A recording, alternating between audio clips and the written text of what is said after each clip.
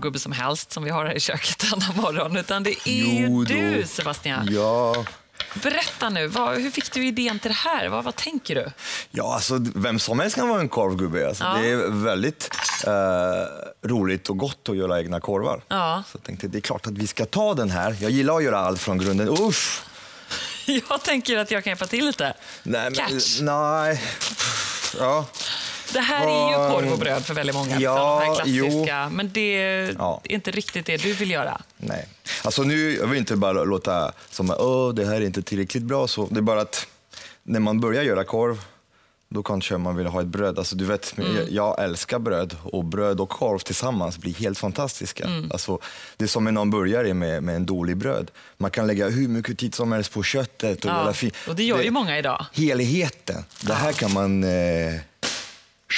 Alltså du ser, det flög som, det är bara luft. Ja. Alltså luft är gratis. Ja. Ett riktigt bröd, ta en tugga och gör... Då får man den här luften. Då får man slippa alla tillsatser och kemikalier och gluten. Och det här är ju nästan också en annan rätt, eller hur? Än det där vanliga som man tänker. Ja, alltså jag kan tänka mig mitt i natten 4:00 ute. Så. Men fortfarande, det är inget ursäkt. Det här är någonting som har kommit in som alla kanske känner med det. Alltså korven är mashad, allt är förtuggat, brödet är förtuggat, allt.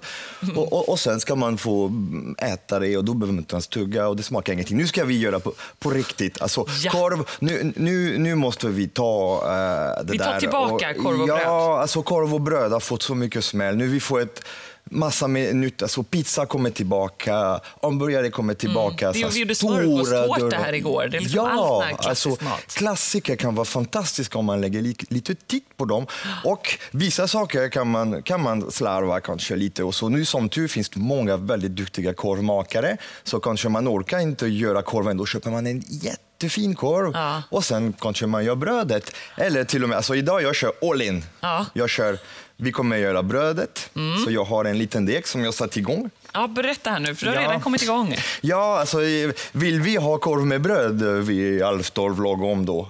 Och jag vill att det ska jäsa ordentligt. Så jag startade degen. Jag tog en deg med fullkornsmjöl. Alltså jag har hela mjölet på dinkel. Sen jag hade lite jäst i. Liten gnutta jäst och då varm mjölk och ägg och smör. Alltså det är en riktigt god. Alltså eftersom korven ska vara ganska fett. Man vill inte ha ett bröd som är torr. Nej. Alltså det ska ju matcha ihop. Så den här kan vi bara låta stå och vila nu? Den står och vila. Den har jag lagt lite olja runt omkring för att jag behöver inte få in fettet från början. Jag blandar mjöl, vatten, alltså jag blandar med mjöl och mjölken och saltet och lilla jästen. Och sen kommer jag få in mer fett. Och du ser, degen är så god och härligt. Den ser jättefin ut. Ja, så den har stått här nu 45 minuter och ska vila lite till, sen ska formas och jäsas. Och så har du börjat skära kött där också? Ja, jag fick ta på väldigt fin kött. Det är samma sak. Alltså, jag vill ha så kött från djur som äter gräs. Jag vill inte ha massa med kraftfoder. Alltså, för djur mår inte bra och köttet blir inte lika bra. Så att jag kommer göra korvarna ganska smala, ganska mindre. Jag kommer inte trycka i mig 3-4 stycken. Jag kommer äta en god korv och göra det ordentligt. Och sen visa lite hur man kan förvara dem. För det blir ett litet process att göra korvar, vilket gör att det är kanske klokt att faktiskt göra rätt mycket. Och sen kan man faktiskt vakuumpacka eller kan packa och sen frysa in dem och sen kan man ta fram dem när man vill. Så det ska vi göra lite, för jag har ganska mycket kött med mig. Så jag har valt att jobba med lite så här ögrev från en gräsbetande ko som har fått vara ute och äta gräs och vara lycklig. Och en ögrev från en lindrödsvin som är alltså en karré från lindrödsvin som är ganska fett och bra marmorerat. Men här är det ju väldigt mycket fett i också. Ja, jag saknar fett. Alltså man ska ha ganska mycket fett i. Och den här fettet, du ser det här är fläsket från den som jag har varmrökt. Så den är ju riktigt så här rökigt, sälta och jättehärlig. Alltså det här är världens bästa handkräm, måste jag säga. Så att det blir så. Första steg för mig nu, det blir att just brödet, alltså degen är igång. Jag har fjällster, så här lilla tarmen som kommer användas för att göra korv. Det är som det. Ja, de ligger ju i vatten. Så det ser lite slimigt och det kanske är lite så. Men det är jättevackert sen när det finns ett gott marmorerat kött. Jag litar på dig. Ja. Så första steg nu, det är bara in med köttet, salta den, krydda den och nästa gång blir det malning, det roligaste av allt. Det vill jag absolut hänga med på. Ja. Kör igång med detta så ska vi fortsätta med att till grejer också. också. Ja, nu har jag skurit köttet och jag ska förbereda den för att bli mald. Ganska stora, grova bitar. Ja, alltså jag kommer använda en sån där, ser du. Ja, den ser så skolkök, gammaldags ut. Alltså nu finns ju faktiskt ganska, det är bra, alla har ju någon slags assistent, någon slags maskin som och då är det bara att köpa en sån där enhet. Alltså det är ganska enkelt, det är ett litet skruv som är där inne och ett galler. Men det finns som så här till grej att köpa till de flesta köksmaskiner. Alltså det är en ganska enkel process. Alltså köttet tas sig genom ett galler och hackas lite grovt. Och det använder man ganska flitigt på att göra köttfärs. Alltså istället för att köpa köttfärs, när man har en sån, då kan man köpa fin kött. Och det är lite som allt med mandel, med frukter. Alltså när man köper hela och delar själv, då kan man se kvalitet på ett mycket enklare sätt. Det är svårt att döma kvalitet på färs. Så att det är därför. Alltså, vill man köpa färdig färs, då slipper man mala. Då kan man visst stoppa korv, men det blir lite mäckigt. För den kommer ju göra lite hela jobbet för mig. Den kommer mala och sen jag kommer kunna också stoppa. Och det blir spännande att se om du vill testa. Korvstoppningsfabrik i Nyhetsmorgon. Ja, men det verkligen. Är inte varje söndag. Nej, det var bra. Så att, du ser det första steg, det blir att krydda köttet och salta köttet. Jag saltar redan nu så att då slipper jag blanda och mixa köttet för mycket efter jag har malt. Persilja. Alltså jag vill ha persilja och persilja gör ju, alltså jag behöver inte fingöra, jag tar bara de där stora bitarna som är här och här bränns det, var bra.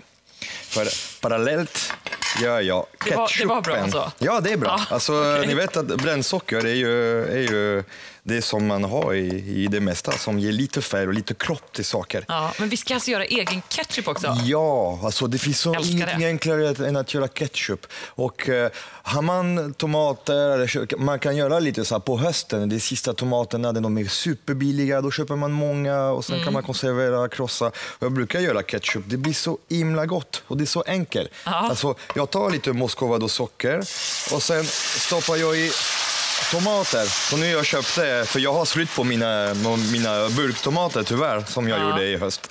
Så att det är bara tomat, sen det blir ju sockret som ger ett litet kropp och ett litet djuphet. Och det är viktigt att det är Moscovado-socker. Ja, alltså jag gillar inte vitt socker. Det är så mycket bra grejer i socker så att man vill gärna ha ett socker som smakar, som har lite, alltså Moscovado har lite kryddton och det blir en härlig så här lakrits. Alltså det blir så mycket mer komplex. Alltså den här korven, den kan inte få någon blaskrött grej som smakar bara sött och som är bara röd. Så vi ska ha den här ketchupen. Jag kommer piffa den med ett jättegod maltvinäger och kommer använda en kallpressad rapsolja för att få en ganska härlig konsistens. Så den ska mixas. Så nu ska det kokas långsamt och fint. Ja, så den ska bara stå där och greja sig själv. Köttet ligger fint här och saltet kommer göra den lite fastare. Den kommer ju börja bita i den och ge en härlig sälta över det hela. Och nästa steg då, det blir ju att förbereda våra fina fjälster. Det är som... Okej. Ja. Alltså det här är så spännande. Jag har aldrig gjort det här förut. Nej. Det är superkul. Ja. Du får komma hem till mig sen, stöpa ljus. Har du gjort det? Nej. Nej, men då får du komma hem till mig och göra sen. Men det är bra. Testa det här. Absolut. Ja, härligt.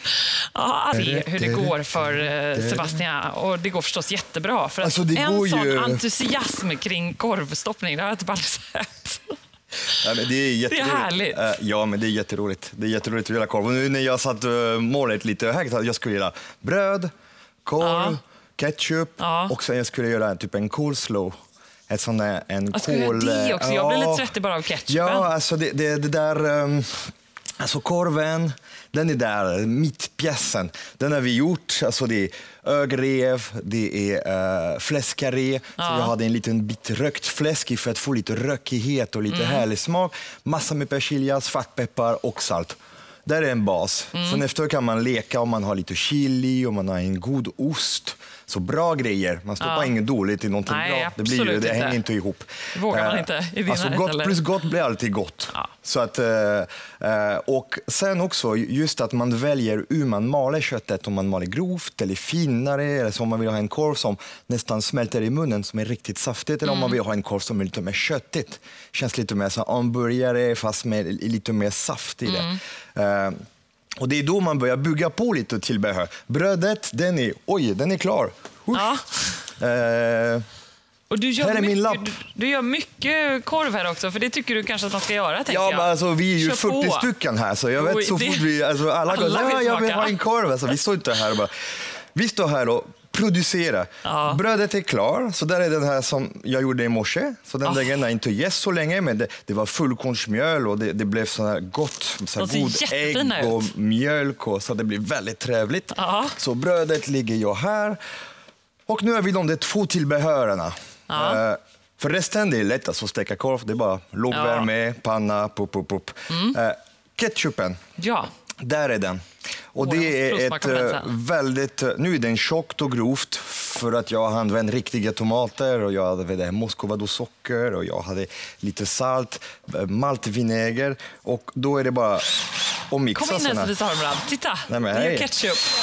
Och den här ketchupen, ingen däckar. Vad skönt. Den har en väldigt bra hållbarhet också. Jag brukar ju faktiskt använda en gammal ketchupflaska, så en riktigt då, alltså nästan ketchup leftover. Och sen man stoppar ketchupen i den och sen skriver man på, man tar bort etiketten den där, och skriver man min ketchup. Okej. Får du några bra deckaruppslag här, Sofie Sarenbrant, när du ser alla det här? Det finns alltid så bra verktyg i köket, tycker jag, spontant. Så tänker du. Den är god. Vi ska prata med mig som äran och ha kanske världens bästa korvgubbe i studion idag, i egen hög person, Sebastian. Och nu har vi 2 hungriga gäster här också. Kan du berätta, vad ska du bjuda damerna på? Ja, jag gjorde lite korvar på ögrev. Alltså jag har hittat så jättefin gris som får springa ut och ha det bra, och ko som får äta gräs, och så den där köttet som jag har malt, blandat med lite fläsk, lite salt, peppar, persilja. Världens korvgubbe, alltså världens bästa korvgubbe som inte är klar i tid. För att korvarna, de står här och steker fortfarande. Alltså en bra korv ska inte stressas fram. Nej. Och jag fick lite... Vad ska man göra? Ja, alltså jag kände, ska jag stressa fram korven? Alltså jag gör mitt bästa nu, jag försöker få det klar. Men kolla, de börjar få lite yta. Kan vi provsmaka lite på brödet och ketchupen då? Alltså brödet. Och du ser här, jag gjorde också ett kolslå med så surad kål. Och sen jag hade en god majonnäs. Jag har haft lite äpple, man kan ha lite kryddor. Och nu känns det känns jobbigt när man... Nu kommer jag stå här och käka på lite kolslå med bröd. Men om ni är sugna, jag kan få en liten kant sådär. Varsågoda. Jag smakar på den då. Och brödet är alldeles varmt. Alltså brödet kommer nu just från ugnen, och du ser inkromen hur fin den är. Alltså den är otroligt... Så fin. Alltså härligt och saftigt, för jag hade smör och ägg i och sen mjölk. Så det blir en ganska mjuk, härligt bröd. Det här brödet kan man göra och sen frysa in den. Nu precis inte prata nu, eller hur? Det blir så. Men och sen då är ketchupen, och ketchupen är varm.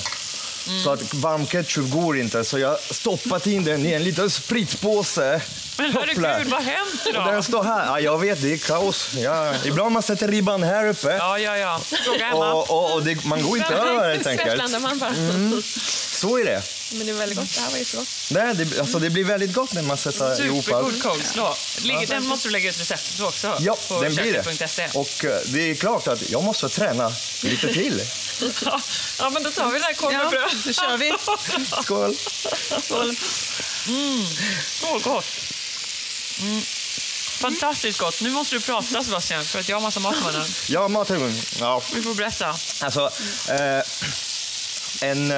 du ser, alltså korvarna, de spricker lite ute. Ja. Det är bara för att jag gjorde dem väldigt färska. Jag gjorde dem alldeles nyss och sen stoppade på plattan, så det är inte optimalt egentligen. Det är bra att göra dem dagen innan och låta dem vila lite. För då hinner köttet sätta sig mycket, mycket bättre. Nu ville jag göra allt här och jag ville inte fega och komma med färdiga korvar. Så det gjorde jag. Men, så, Emma, vad käkar man som uppladdning inför en tävling precis? Kanske inte korv med bröd, men...